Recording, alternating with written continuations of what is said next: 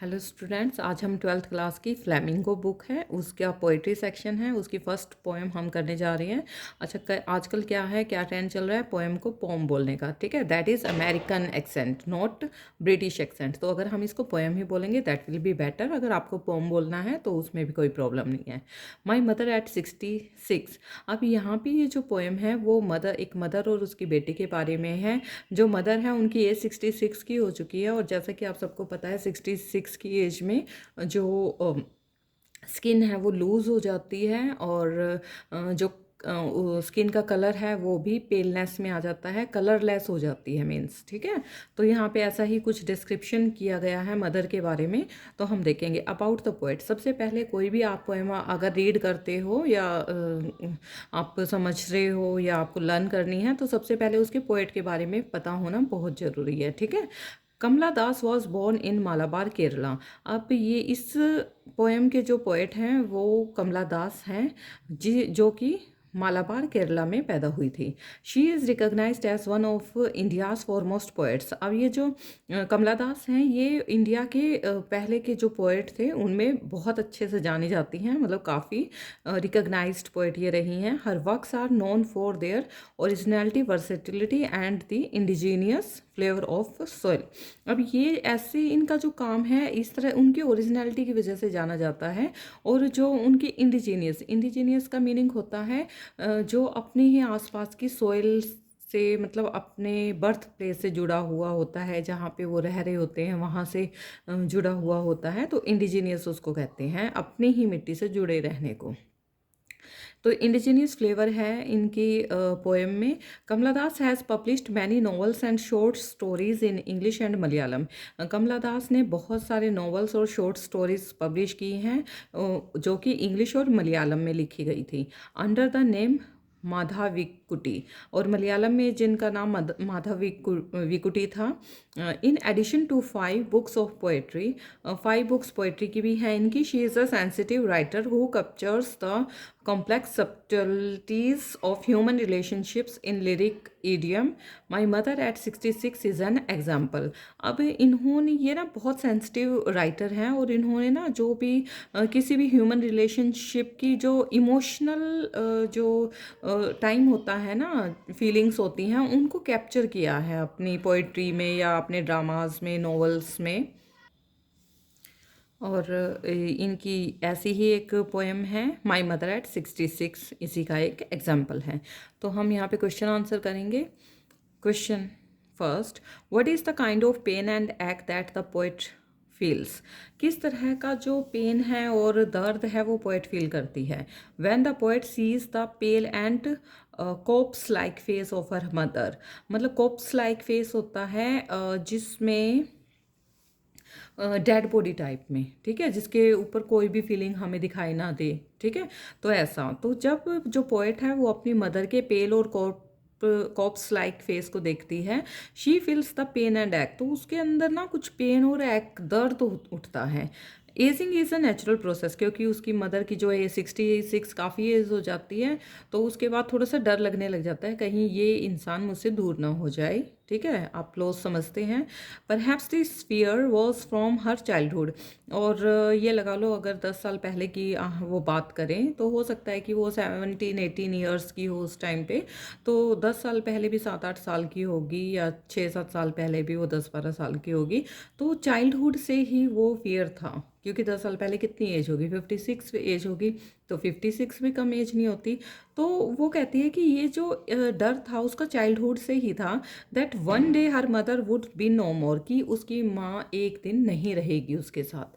ठीक है, तो ये उसके अंदर पेन एंड एक्ट था।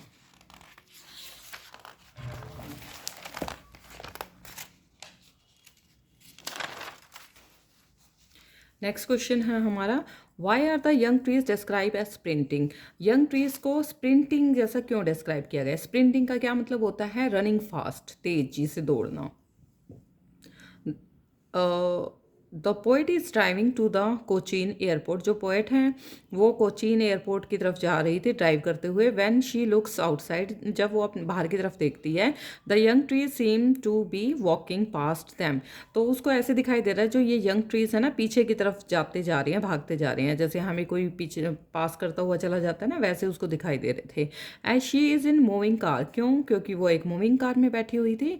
The tree seem to be running fast और स्प्रिंटिंग, तो उसको ट्री जो है फास्ट रनिंग करते हुए या स्प्रिंटिंग करते हुए दिखाई दे रहे थे। Why has the poet brought in the image of the merry children spilling out of their homes? उसको जो इमेज है खुश होते हुए बच्चों की, जो अपने घर से बाहर की तरफ जाते हुए उसको दिखाई देते हैं, दौड़ते हुए दिखाई देते हैं। क्या मतलब क्या पोएट को उस इमेज से सोच में डूब जाती है। The poet has brought in the image of merry children spilling out of their home to present a contrast and image of happiness. मतलब वैसे तो उसको दर्द हो रहा है, लेकिन ये कंट्रास्ट में आया हुआ है। ये जो इमेज है वो कंट्रास्ट है उस इमेज की। एक तो दर्द है, एक खुश होते हुए बच्चे उसकी इमेज में आए हुए हैं, उसको दिखाई दे रहे हैं, जो कि हैप्पीनेस की इमेज है। खुश होते हुए बच्चे हैप्पीनेस की इमेज है। तो ये दोनों इमेज क्या है? कंट्रास्ट है। This image is in stark contrast to her old mother whose face looks tired and pale like a corpse. किसके कंट्रास्ट में है? उसकी मदर के फेस के। जो फेस कैसा दिखाई दे रहा है? टायर्ड दिखाई दे रहा है, थका हुआ और पीला पीला दिखाई दे रहा है, जैसे एक डेड बॉडी का दिखाई देता है। कि दोनों ही क्या है? बिल्कुल कंट्रास्ट इमेज है। It is a poetic effect in the poem, और ये क्या है? एक पोएटिक इफेक्ट दे रहा है पोएम को। Why has the mother been compare to the late winter's moon? Mother को लेट विंटर्स मून के जैसा क्यों कंपेयर किया गया है? In this poem the poet's mother is 66 years old. इस पोएम में जो पोइट की मदर हैं वो 66 ईयर्स ओल्ड है। हर फेस रिजेंबल्स अ कॉप्स, और डेड बॉडी के जैसा उसका फेस रिजेंबल हो रहा है, दिखाई दे रहा है। Her face looks like the late winter's moon, the comparison is quite natural. और उसका जो फेस है जैसे विंटर मून होते हैं ना, बिल्कुल धुंधला धुंधला मून दिखाई देता है हमें, साफ मून नहीं दिखाई देता। ऐसे ही उसकी मदर का जो फेस है वो भी कोप्स के जैसा धुंधला धुंधला दिखाई दे रहा है। इस वजह से उन्होंने उसको कंपेयर किया है लेट विंटर मून के साथ। नेक्स्ट हमारा क्वेश्चन है, fifth question, what do the parting words of the poet and her smile signify? Parting words क्या हैं पोएट के और स्माइल के, क्या सिग्निफाई कर रही हैं parting words? The poet's parting words of assurance, एक तो है एश्योरेंस और दूसरा है स्माइल। ठीक है, तो एश्योरेंस किस चीज़ की है? कि वो आएगी 100% अपनी मदर के पास वापस आएगी। सी यू सून उसने जब कहा, सी यू सून अम्मा, कि उसने एश्योरेंस दी है अपनी मदर को कि मैं ज़रूर वापस आऊँगी। दूसरा उसने स्माइल किया है, ठीक है, कि हाँ उसके अंदर कितना भी दर्द था लेकिन उस दर्द को छुपाते हुए वो स्माइल कर रही थी।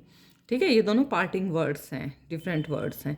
The poet's parting words of assurance and her smiles provide a stark contrast to the old familiar act और फियर ऑफ द चाइल्डहुड। बिल्कुल इसका कंट्रास्ट है, ठीक है, उसके फियर का। Her words and smiles are to hide her real feelings, उसकी जो स्माइल है वो रियल फीलिंग्स को छुपाने के लिए है। And the parting word see you soon Amma give an assurance and her smile is attempt to overcome the act and fear inside her heart. और ये जो सी यू सून अम्मा के वर्ड हैं ये एश्योरेंस दे रहे हैं, उसकी स्माइल जो है वो उसके दर्द से उसको बाहर निकाल रही है, जो कि उसके हार्ट में जो दर्द छुपा हुआ है। तो ये हमारे टेक्सचुअल जो क्वेश्चन आंसर हो चुके हैं। इसके साथ में एक लॉन्ग क्वेश्चन आंसर या इंपॉर्टेंट क्वेश्चन है जो वो करवा देती हूँ। Theme of the poem, theme क्या है इस पोएम का? My mother eight 66 revolves around the theme of advancing as, the fear, loss and separation associated with it. अब यहाँ पे क्या है, जो ये वाली पोएम है इसका थीम क्यों है? एडवांसिंग एज को दर्शा रहा है, फियर को, लॉस को, सेपरेशन को दर्शा रहा है। The poem captures the fear of the poet of losing her mother due to her old age. ठीक है, the poet accept this reality and disturbed with it. On the other hand she has the responsibilities of her own. This happiness is poignantly brought out in this poem. ये helplessness है उसकी इस poem में. The poet undergoes a plethora of emotions, plethora होता है lot of emotions. Poet बहुत सारे emotions से होकर गुजर रही है उस टाइम में अपनी मदर के बारे में, and feels the pangs of separation of losing her, और उसके मन में उनसे सेपरेशन का दर्द है, पेन है। She must be feeling guilty of not being able to stay with her in her old age, और उसको अंदर से गिल्टी भी फील हो रहा है कि मैं इस ओल्ड एज में उनके साथ नहीं रह पा रही हूँ, मुझे इनको छोड़कर जाना पड़ रहा है। ठीक है, अगर इसमें आप कुछ ऐड करना चाहते हो तो वो वही क्वेश्चन आंसर में से 2-4 लाइन और ऐड कर सकते हो। एज पोइट्स मदर्स जो face looks like corps and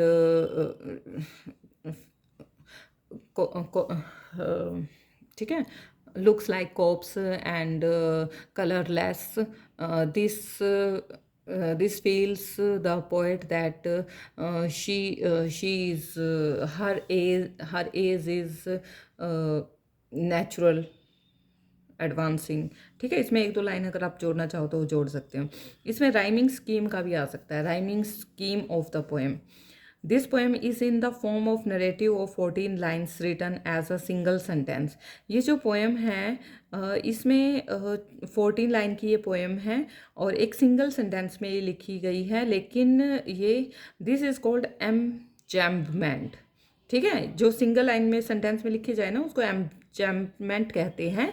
this poem is written in a single sentence punctuated by commas, लेकिन इसको पंचुएट किया गया है कोमास के through. This highlights the stream of consciousness effect of one thought leads to another one. अब यहाँ पे highlight क्या हो रहा है कि कॉन्शियसनेस जो है इफेक्ट दे रही है कि एक थॉट दूसरे थॉट के साथ मिला हुआ है। ठीक है, this is free verse poem in rhyming scheme. अगर एक लाइन का क्वेश्चन आ जाता है तो हम इसको फ्री वर्स राइमिंग स्कीम कहेंगे। फ्री वर्स मतलब इसका कोई ए बी या ए बी बी ऐसा कुछ स्कीम नहीं है, ये फ्री वर्स स्कीम है इसमें, राइमिंग स्कीम। ठीक है, हम देखोगे शेक्सपियर की में A B B C A B ऐसी ये स्कीम होती हैं। ठीक है, या ए बी बी सी ये जो होती हैं ये राइमिंग स्कीम होती हैं, लेकिन यहाँ पे कोई राइमिंग स्कीम नहीं है इस पोएम में। ये कैसी है, फ्री वर्स है। अगर एक लाइन का आ जाए तो, अगर 2 लाइन का आ जाए तो आप बता सकते हो कि ये सिंगल सेंटेंस में है, पंचुएटेड बाय कोमास है। ठीक है, यहाँ पे one thought leads to another one, एक थॉट दूसरे थॉट को ही लीड कर रहा है, कोई अलग से अपने विचार नहीं दिए गए हैं, वही सेम थॉट चल रहा है। ठीक है, तो थैंक यू स्टूडेंट। मुझे लग रहा है कि ये पोएम के क्वेश्चन आंसर जो हैं आपको अच्छे से समझ में आ गए होंगे, और बाकी भी अगर आपको अच्छे से सारा समझ में आ रहा है या कहीं से प्रॉब्लम आपको है, मैंने फिर कहा है कि आप प्लीज़ कमेंट में डाल दिया करो, और अगर अच्छे से समझ में आ रहा है तो प्लीज़ ज़्यादा से ज़्यादा शेयर करो ताकि सब्सक्राइबर थोड़े से बढ़ जाएँ। ठीक है, थैंक यू।